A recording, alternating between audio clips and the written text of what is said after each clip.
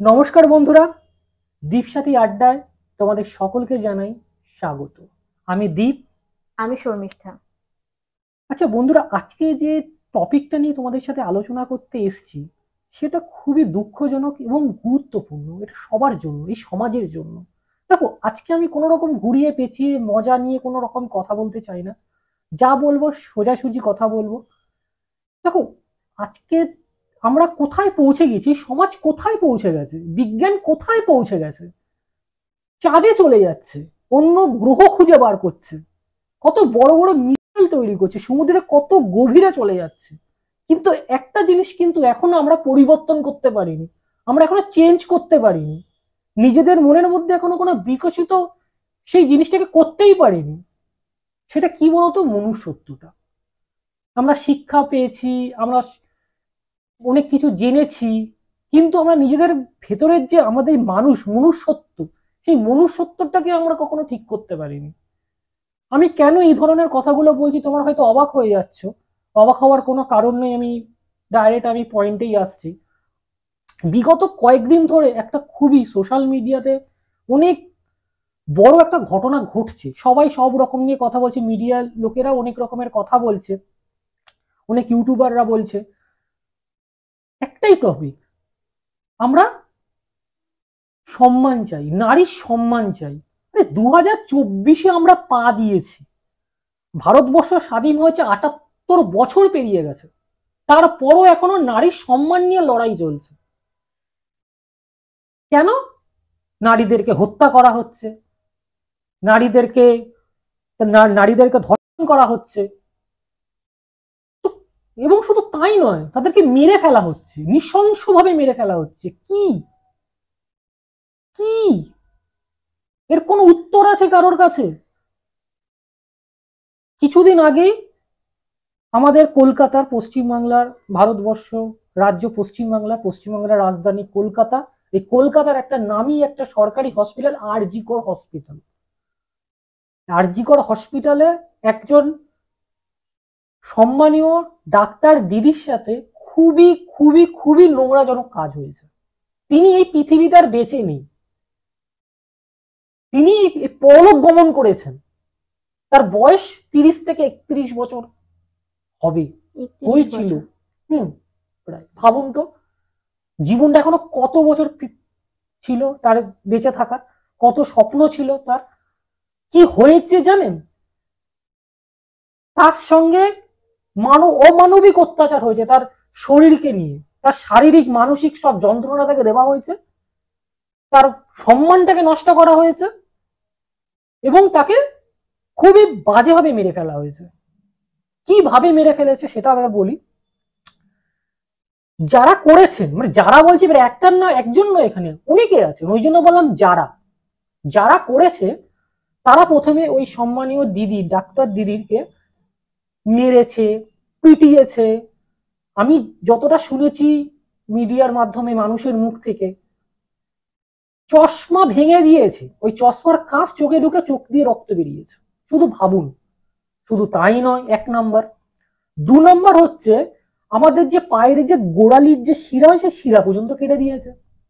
3 নম্বর, আমাদের কখনো যদি কেউ ভুল করে যদি কেউ কামড়ে দেয়, ধরুন হাতে কামড়ে দিল, পায়ে কামড়ে দিল, হতেই তো পারে আঙুলে কামড়ে দিল, মানে ধরুন আপনারা ধরুন কোনো বাচ্চাকে ধরুন খাওয়াতে যাচ্ছেন, সে ভুল করে ধরুন আপনার আঙুলে কামড় দিয়ে দিল, হতেই তো পারে। আপনারা কি করেন? এই আঙুলের মধ্যে কামড়াচ্ছিস কেন? লাগলো তো। এই কামড়ানোটা মনে করুন 3-4 গুণ জোরে, আর সেটা যদি সারা শরীরে 100টার বেশি হয়, সেই মানুষটা নিতে পারে। এবং শুধু তাই নয়, গুনে যান, শুধু শুধু গুনে যান। এই যে দুটো পা দেখতে পাচ্ছেন, এই পা দুটো মানে হাড়গুলোকে ভেঙে দিয়েছে, এই পা হাড় ভেঙে দিয়েছে। তারপর কি করেছে জানেন? এই পরপর সব চলছে, মানে এগুলো সব লিস্ট 1 2 3 4 করে তার বিবস্ত্র করা হয়েছে, তার জামা কাপড় খুলে নেওয়া হয়েছে, শিক্ষিত সমাজে সবাই বলেন, এবং তার বুকের উপর দিয়ে হাঁটা হয়েছে, এবং তাকে উল্টো করে তার পিঠের উপর দিয়ে হাঁটা হয়েছে, তাকে লাঠি দিয়ে মারা হয়েছে, নানা রকম। মানে আর কি বলবো, আর তো মনে হয় আর কিছু থাকে না। কিছু আর বলার নেই। একজন সম্মানীয় ডাক্তার, আমরা ডাক্তারকে কোথায় বসিয়েছি? ভগবানের জায়গায় বসিয়েছি।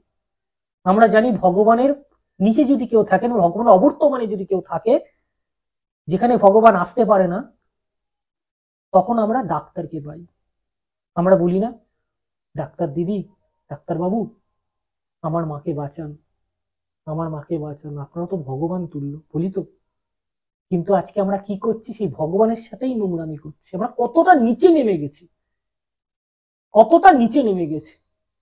আমরা পুজোতে মা কালী বলুন, সরস্বতী পুজো বলুন, মা লক্ষ্মীর পুজো বলুন, দুর্গা পুজো বলুন, আমরা ফুল নিয়ে মায়ের অঞ্জলি দিচ্ছি। আমরা এই মূর্তিকে সম্মান করতে পারি, কিন্তু জ্যান্ত মাকে আমরা সম্মান করতে জানি না।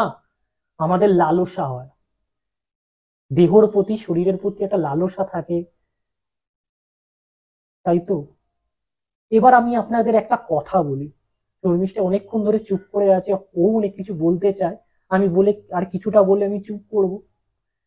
আপনাদেরকে শুধু মনে হয় যে এটা কোনো রকমের শুধুমাত্র ধর্ষণ আর আপনাদের মনে হয় না এর পিছনে কোনো চক্রান্ত থাকতে পারে? কারণ দেখুন, একটা কথা আমি বলতে চাই, ওই যে ডাক্তার দিদি তো পৃথিবী থেকে চলেই গেছে, যেখানে আছেন হয়তো ভালোই থাকবেন। ভালো থাকাটাও বলাটা ভুল, কারণ উনি যে স্বপ্ন নিয়ে এসেছিলেন এই পৃথিবীর বুকে, সেই স্বপ্ন তো উনি পূরণ করতে পারলেন না। উনি কষ্ট, দুঃখ, যন্ত্রণা নিয়ে গেলেন। যে উনি মনে মনে ভাবছেন যে একটা নোংরা সমাজে আমি জন্মগ্রহণ করেছি, যে সমাজে আমার মতন ভালো মানুষের যোগ্য সেই সমাজ নয়। তো আমি কথাটা আমার কেটে গেল, মানে অন্য অন্য দিকে চলে যাচ্ছি। দেখুন, ধর্ষণ এবং তো করেইছে, কিন্তু করেইছে, কিন্তু খুনটা কিরকম ভাবে করেছে? নির্মম অত্যাচার করে করেছে।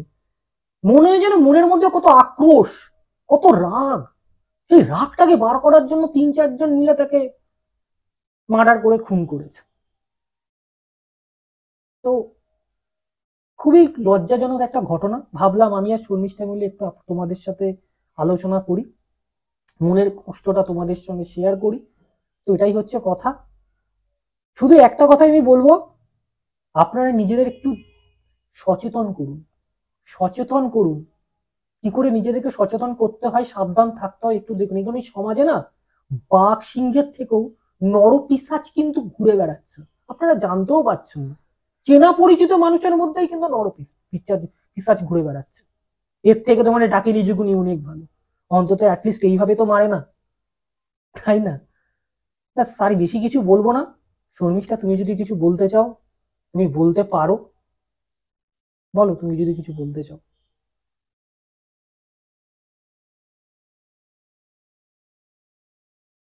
বাবা মারা অনেক আশা নিয়েই তাদের ছেলে মেয়েকে বড় করে। তারপরে তারা বড় হয়ে কি হবে সেটা জানতে চায়, চেষ্টা করে যত সামর্থ্য তাদেরকে সাহায্য করা, যাতে তারা সেই লক্ষ্যে পৌঁছাতে পারে।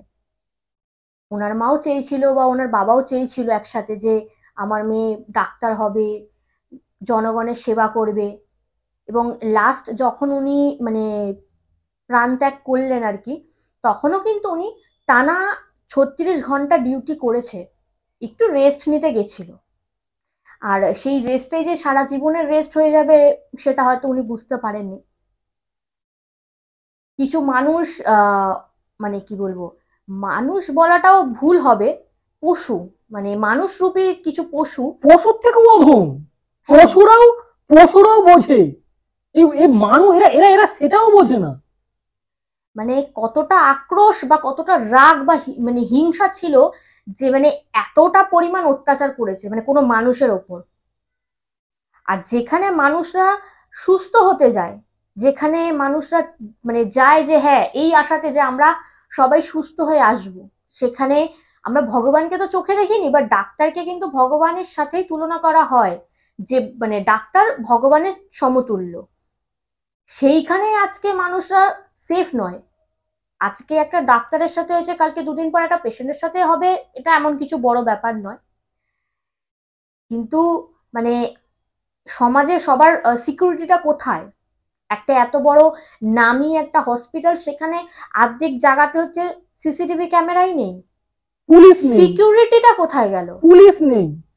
সেকেন্ড, এখানে এমন একটা বড় মর্মান্তিক ঘটনা ঘটে গেল, সেখানে সেই রুমটাকেই ভেঙে দেওয়া হচ্ছে।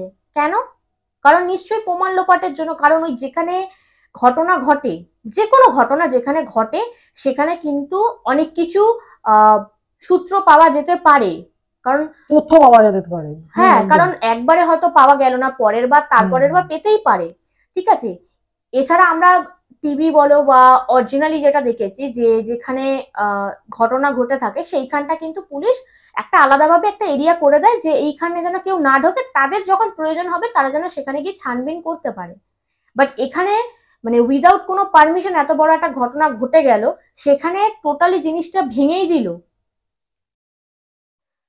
এখানে হয়তো তারা ভয় পাচ্ছে, মানে যারা করেছে, এখনো যদিও পুরোপুরি ভাবে সবাই সামনে আসেনি, তো যারা করেছে তারা অবভিয়াসলি অনেক কিছু ভয় পাচ্ছে। সেরকম নিশ্চয়ই বড় কিছু আছে, যে তারা ভাবছে যে মানে কেঁচো খুঁড়তে হয়তো কেউটাই বেরিয়ে আসবে, তো সেই জন্যই হয়তো ভয় পাচ্ছে।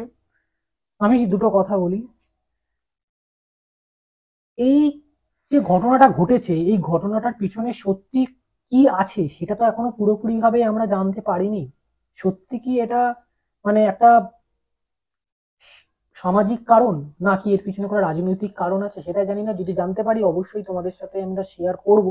আমি শুধু এইটুকুনি একটা কথা বলবো, নারীর সম্মান নিয়ে যখন কথাটা যখন হইতো, আজকে যখন সেই টপিকটা নিয়েই কথা হচ্ছে, আমি শুধু একটাই অনুরোধ করব সবার সকলকে, এটা শুধু মেয়ে নয়, পুরুষ প্রত্যেককে, আপনারা ছেলে মেয়েদেরকে সেলফ ডিফেন্স করতে শেখান, সচেতন কি করে হতে হবে সেটা শেখান, এবং নিজের প্রতি কি করে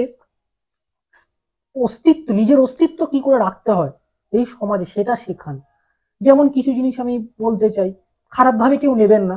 আমরা কি করি, বাচ্চাদেরকে গানে দিই, নাচে দিন, আঁকায় দিই, দিই তো দিন, কোনো অসুবিধা নেই দিন, কিন্তু তার সাথে মার্শাল আর্টটাও শেখান, তার সাথে আপনারা ক্যারেটা শেখান, শিখান। কারণ এগুলো শেখানোর কারণ আছে। দেখুন, সাবধানতার মার নেই, তার মানে এইগুলো শেখালেই যে সে সবকিছু জিতে গেল তার মানে এই নয়, কিন্তু মনের মধ্যে একটা জোর তো আসবে, যে হ্যাঁ আমার মধ্যে কনফিডেন্স, আমাকে চারজন চেপে ধরেছে যাতে আমি সেখান থেকে বেরিয়ে আসতে পারি, আমাকে সেই কৌশলটা জানতে হবে। তো এটাই হচ্ছে কথা। আর একটা দ্বিতীয় কথা হচ্ছে, দেখুন, নিজের নিজের স্ট্যান্ড নিজেই নিতে শিখুন। আজকে আপনারা কোনো দিক থেকে কিন্তু পিছিয়ে নেই, নারীদের প্রত্যেকে কোনো দিক থেকে পিছিয়ে নেই। আপনারা ব্যাগের মধ্যে লিপস্টিক রাখেন, ব্যাগের মধ্যে নেল পালিশ রাখেন, ব্যাগের মধ্যে মোবাইল ফোন রাখেন, কেন ব্যাগের মধ্যে একটা ছুরি কাঁচি রাখা যায় না? পেপার স্প্রে রাখা যায় না? যায় তো। এবার যেখানে আপনারা যাচ্ছেন, মানুষদের তো আপনারা চিনতে পারছেন যে সে কতটা ভালো কতটা খারাপ। আমি এইটুকুনি জানি যে মেয়েরা নাকি 2 কিলোমিটার দূর থেকে নাকি বুঝে যায় যে সেই মানুষটা কি চাইছে। যদি সেটাই হয়, তাহলে আপনারা তো দীর্ঘদিন মানুষের সাথে মিশছেন, মানুষদের সাথে আপনারা কথা বলছেন, তো আপনারা বুঝতে পারছেন না তারা, তাদের মেন্টালিটিটা কি, তাই তো?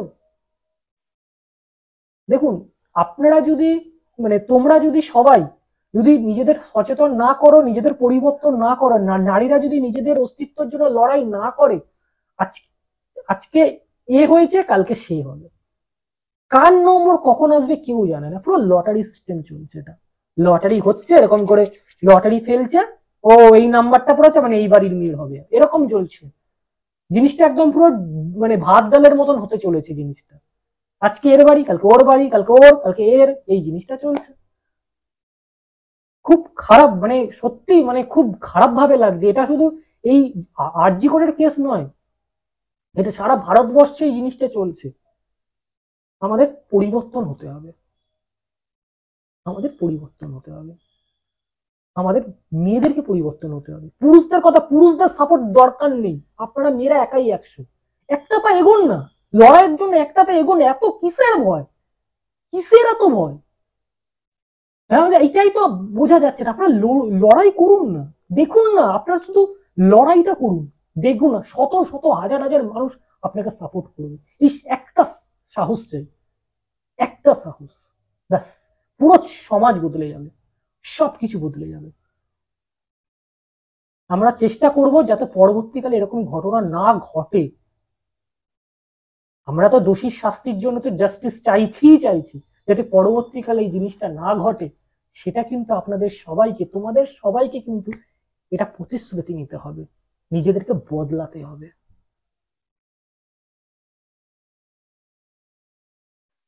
নিজেকে বদলান, তাহলেই দেখবেন সমাজটা অনেকটা হলেও ইজি মনে হবে, মানে অ্যাটলিস্ট ওই পরিস্থিতির মধ্যে যাতে নিজেরা লড়াই করে বেঁচে আসতে পারেন। কারণ দেখুন, সব দিন তো আর ঘটনা ঘটে না, ঘটনা ঘটে কিন্তু একদিনই, আর ওই একদিনই আমাদের প্রিপেয়ার থাকতে হবে। একদমই ঠিক। চলো বেশি আর কথা আর বলবো না, এখানেই শেষ করব এপিসোডটা।